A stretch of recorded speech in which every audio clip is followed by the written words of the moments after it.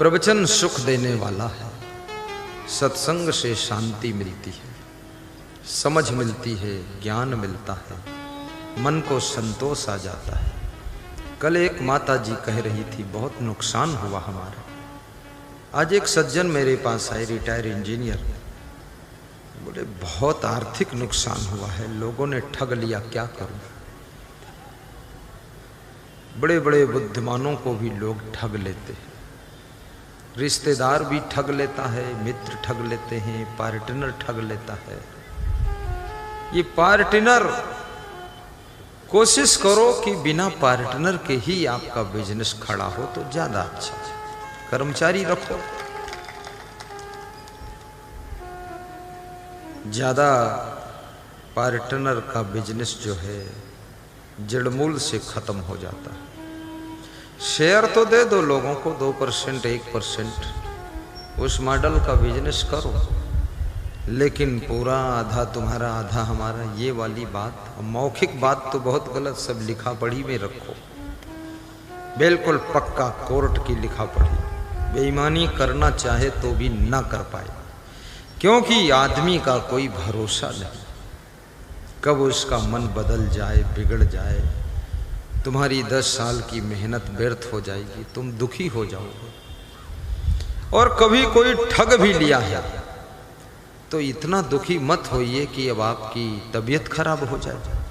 सोच लीजिए कोई बात नहीं, धन ठगा है, हमको थोड़े ठगा है, हम हैं जिंदा, फिर कमा लेंगे, ये भी हिम्मत रखिए।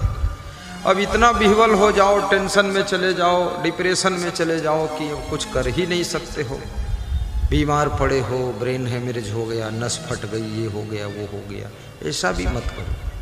कोई बात नहीं, फिर संतोष कर लो कि ठीक है, कोई बात नहीं। दूसरों को ठगने वाले लोग कभी सुख शांति नहीं पाते हैं, और दूसरों को सहारा देने वाले लोग कभी बेसहारा नहीं होते हैं, और दूसरों की प्रशंसा करने वाले लोग कभी निंदा के पात्र नहीं बनते हैं।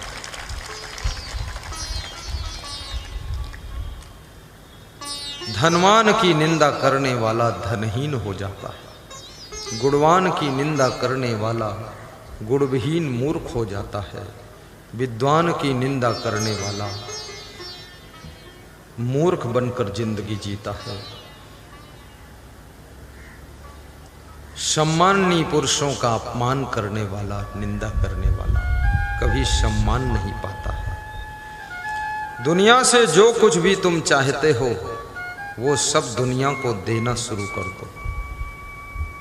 यदि तुम चाहते हो कि मुझे सब लोग नमस्कार करें तो तुम सबको नमस्कार कर लो, सबका आदर कर दो, सब ही मान प्रदे आप अमानी, सबका सम्मान करो। और कभी घबराओ मत, ये संसार में डरने वालों की हार होती है, जो निर्भय रहते हैं उनकी हार भी जीत में बदल जाती है। और जिनके पास में हिम्मत है, खोया हुआ भी सब पुनः प्राप्त हो जाता है। जिनकी हिम्मत टूट जाती है, जो प्राप्त हुआ है वो भी एक दिन खो जाता है और जिंदगी खोखला हो जाती है। इसलिए हिम्मत का भी खेल है, कभी हिम्मत हारना नहीं चाहिए। हारिए न हिम्मत, विसारिए न राम, हिम्मत को मत हारो।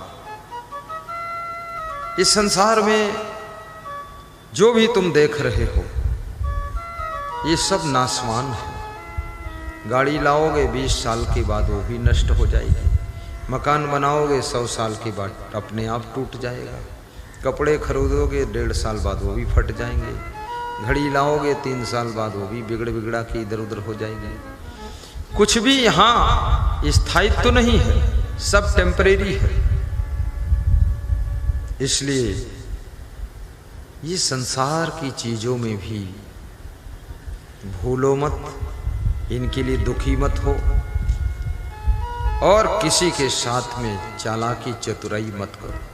मुझे एक सज्जन बाराबंकी जिले में जमीन देने के लिए आए कि 10 बीघे जमीन है, 10 करोड़ की, ले लो, आश्रम बना लो। 4 साल पहले बोले थे, तो मैंने कहा ले लेंगे, ठीक है। फिर हर साल बोले नहीं लिया। इस साल वो 4 महीने से आश्रम में हैं। बोले जब तक लोगे नहीं तो हम जाएंगे नहीं। तो हमने कहा तुम नहीं जाओगे तो हम ही चले जाते। तो हम बिहार आ गए। तो परसों फोन आया था कब आओगे, तो हमने कहा जब तुम जाओगे तो हम आएंगे, हम तो मई में आएंगे। अरे बोले ये लिखा लो। तो एक दूसरा आदमी हमसे बोला, चुपके से बोला थोड़ा अलग मिलना है, मिलो। तो बोला इसको जल्दी लिखा लो नहीं तो मास्टर साहब का मन बदल जाएगा, ऐसा मेरे से बोला। तो मैं उसकी ओर ऐसे देखा, हमने कहा बेईमानी सिखाते हो हमको, क्यों हम जल्दी लिखा ले? मन बदल जाएगा तो उसमें हमें परेशानी क्या है? हम तो बेगूसराय में वो 10 लीटर खीर आई तो खा ही लेंगे हम, हमें क्या टेंशन हुआ? बदल जाने दो मन। बोलते जल्दी जल्दी कर लो नहीं मन बदल जाएगा। हम क्यों किसी को ऐसे अड़बड़ अड़बड़ करके ठग लें? हम नहीं लिखाते। 5 साल हो गए अभी भी नहीं लिखाया हूँ। अब वो बहुत पक्के मन हो गया कि अब देना ही है। ले लूँगा, आश्रम बना दूंगा, बस प्रवचन करूँगा बरसात में वहाँ। अब वहाँ जितना थोड़ा कुछ साधुओं में भी होते ना कुछ कम बुद्धि के, आजू बाजू में उनके पड़ोस जो साधु रहते वो डरे हुए हैं कि अगर असंग साहेब का आश्रम बन गया तो उन्हीं का प्रभाव छा जाएगा, मेरा क्या होगा? हमने कहा तुम भिखमंगा हो गए, हम भीख देंगे और क्या होगा? अरे मैं तो ऐसा संत हूँ हर साधु को मदद कर देता हूँ, मैं किसी को वो थोड़े करता। वो डरे हुए हैं। एक साधु कहता तुम आ जाओ, तुम आ जाओगे यहाँ तो हमारा भी कल्याण होगा। वास्तव में दिल में उदारता होना चाहिए और कभी अपना विकास हो, उन्नति हो तो आसपास वालों को भी मदद करना चाहिए, क्योंकि हो सकता है उनके शुभ कामनाओं से, उनके सद्भावों से हमारा विकास हो रहा है। इसलिए हमारे विकास में 10% उनका भी है जो हमसे जुड़े हुए हैं। जय जय जय। क्योंकि सहयोग करना परम धर्म है। शरीर से सहयोग करो, बुद्धि से सहयोग करो, धन से सहयोग करो, मन से सहयोग करो, और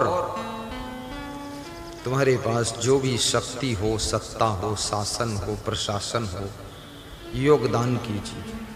एक मिनिस्टर कह रहा था मैं जहाँ जाता हूँ लोग हमसे बड़ी अपेक्षा रखते। जहाँ जाता हूँ कोई ये एप्लीकेशन देता पुल बना दो, कोई बोलता रोड बना दो, कोई बोलता ये कर दो। तो हमने कहा गाय से सभी अपेक्षा दूध की रखते हैं, गधी से कोई अपेक्षा नहीं रखता है। मंच पर ही वार्तालाप हुआ, माइक में बोला मैं, उन्होंने भी माइक में बोला। हमने कहा आप मिनिस्टर हो इसलिए लोग अपेक्षा रखते हैं। बबूल के पेड़ से कोई अपेक्षा नहीं रखता कि आम का फल मिल जाए, लेकिन आम के पेड़ से सबको अपेक्षा है कि आम का फल एक मिल जाए।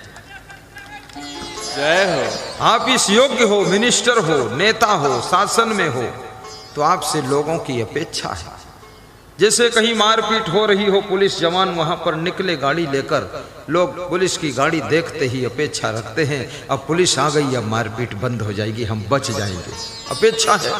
लेकिन पुलिस अगर लीदड़ है तो ऐसे झांक के निकल गई, बात खत्म। और पुलिस जवान अगर दबंग है तो उतरेगा और बोलेगा कौन है, हट हट, डपट लगा देगा, सब लड़ाई बंद। इसलिए बहुत जरूरी है हमसे अपेक्षा, गुलाब के फूल से खुशबू की अपेक्षा लोग रखते हैं, ना कि कोई गटर से अपेक्षा रखता है कि खुशबू आ जाएगी। आप में वो योग्यता है, गुण है, प्रतिभा है, इसलिए लोग अपेक्षा रखते हैं। मुझसे अपेक्षा रखते हैं गुरुदेव प्रवचन सुनाएंगे, क्योंकि गुरु में प्रवचन सुनाने की कला है, इसलिए अपेक्षा रखते हैं। वो हमारे चेला से कोई अपेक्षा नहीं रखता कि ये प्रवचन सुनाएगा। उसको अभी माइक दे दूं तो इसमें 50 लोग उठ के आ जाएंगे, माइक छीन लेंगे। अरे बोले धर माइक, तो टाइम पास करता, ले लेंगे माइक उससे और कहेंगे पकड़ना मत, दोबारा नहीं, कल ठीक कर दूंगा। तो जिसमें जो गुण है उससे तो अपेक्षा लोग करेंगे ही। और मुझे खुशी होनी चाहिए यदि लोग हमसे अपेक्षा करते हैं, कम से कम हमारी उपेक्षा तो नहीं करते, हमारा निरादर तो नहीं करते। जब पानी बरसता है तो हाथ में जो छाता है, सभी अपेक्षा करते हैं कि छाता लगा लूंगा तो पानी में भीगने से बच जाऊंगा। कहीं यात्रा करनी होती है तो सबको अपेक्षा रहती है अभी गाड़ी आ जाएगी हमारे भाई साहब की, उसमें बैठ लूंगा तो हम भी सत्संग में पहुंच जाएंगे। सारा संसार अपेक्षा से चलता है, और जो बहुत लोगों की अपेक्षाओं को पूर्ण कर सके वो धरती का जीता जागता नर के रूप में नारायण होता है, जो बहुत लोगों की कामनाओं को पूर्ण कर रहा है। अपनी बहन को भी सहयोग कीजिए, भाई को भी सहयोग कीजिए। आप मन में भाव बनाइए कि सबको मदद करूंगा, देवरानी जेठानी को भी मदद करूंगी, ऐसा सोच लो। ससुराल वालों को भी मदद करेंगे। तुमको मदद करने योग्य ये कुदरत बना देगी, मदद करने योग्य ये प्रकृति तुमको तैयार कर देगी। चितरंजन दास ये समझ लेना, तुम सोचो तो मन में कि मुझे ये करना है, तुमको उतना ही मजबूत ये कुदरत बनाकर खड़ा करेगी कि सबको सहयोग कर सको। आज यहां समागम हो रहा है, ये हमारे केदार जी महतो साहब ने सोचा विचारा, इधर आओ, ये कोई साधारण व्यक्ति नहीं, इनको मैं कल तक साधारण ही समझता था। मैं सोचता था अरे वो जब सन्हा परोरा में मिले तो मैं सोचा ये बाबा सत्संग क्या कराएंगे, गले में गमछा डाले, धोती पहने और लुंगी बांधे घूम रहे हैं। तो मैं सोचा अरे बोल रहे हैं चलो नोट कर लो, कोई बात नहीं। लेकिन कल जब इनके घर गया मैं, अरे वहाँ छत के ऊपर जब इनका हमने सिस्टम देखा, मैं तो दंग रह गया। तीसरी मंजिल की छत पर मंडप लगाकर मेज कुर्सी, और जब संतों को भक्तों को खिलाने लगे स्वयं ला ला करके। इस उम्र में उनका बच्चा राजीव भी बहुत प्यारा है, उनकी बहुएं महान है, यहाँ बैठी है। कहाँ है बहुएं? खड़ी हो जाओ ना। ये देखो मीरा इनकी पत्नी है, बहू कौन? खड़ी हो। ये देखो और कोई बहू है? खड़ी हो जाने, दूसरे को बहू बना दूंगा। 4 पतोहू है। अरे मैं बहू बोलता हूं, पतोहू है। अरे इतनी ये महान है पतोहू। और महिलाएं मालपुआ बनाया, मालपुआ और मालपुआ सबके पास में 4-4 बार परोसा। कुछ लोगों ने 4 खाया, कुछ ने 8 भी खाया, और कुछ ने इतना खाया कोई काउंटिंग कर ही नहीं पाया। वो परोसने वाला भी भर भर के तसला परात डाल देता था। मैं भी एक मालपुआ खाया और खाते ही मैं बेहोश हो गया, तो वहीं लेट गया। और लेट गया तो मेज लगी थी, आड़ हो गया तो सो गया। तो कोई मेज हटा दिया जब सो गया, तो मुझे कुछ फील हुआ कि मेज हट गई तो उधर महिलाएं देखेंगी कौन सोया, गुरुजी क्यों सोए। तो फिर डर के उठ गया। अब एक से एक आदमी भी तो है, खामखा मेज हटा दिया बस। हाँ, बहुत प्रेम हो लेकिन बुद्धि ना हो तो उल्टा ही काम करेगा। प्रेम तो बहुत है, तुम सो रहे हो तो उस समय बाल्टी में पानी लेकर निकलेगा, तुम्हारे ऊपर गिर जाए बाल्टी लेकर। हाँ, सब रजाई में पानी भरेगा, हो गई नींद पूरी। ये भी खूब हंस रहे हैं, बहुत प्रेम है। धन्य हो, मैं आशीर्वाद देता हूँ। इतनी सेवा किया, किशमिश काजू बादाम और अंगूर संतरा और मालपुआ और खीर खिलाई। फिर बोले कल भी आना है, परसों भी आना है। तो मैंने कहा बिल्कुल नहीं। बोले रोज मालपुआ खाना? हमने कहा कतई नहीं। तो बोले नहीं नहीं हम संकल्प ले लिए। हमने कहा हम संकल्प तोड़वा देंगे। तो आज हमने उनको मना कर दिया, मैं नहीं वहाँ जाऊँगा, खीर मालपुआ नहीं खाऊँगा, क्योंकि गुरु को बहुत खाना भी नहीं चाहिए। गुरु को बुद्धि का काम है, नहीं तो फिर जो होगा सो होगा, प्रवचन तो नहीं होगा, बाकी सब कुछ होगा। तो गुरु को बहुत संभल के रहना चाहिए। तब मैंने सोचा उनकी श्रद्धा क्या है, प्रेम क्या है, भक्ति क्या है। और उनको यही अपेक्षा थी कि मुझे और कुछ नहीं चाहिए। असंग महाराज पधारें और हमारे यहाँ सत्संग सुना दें और बलिया और बिहार वालों को धन्य कर दें। यही एक उनकी भूख थी, वो मिटाने के लिए हम आए।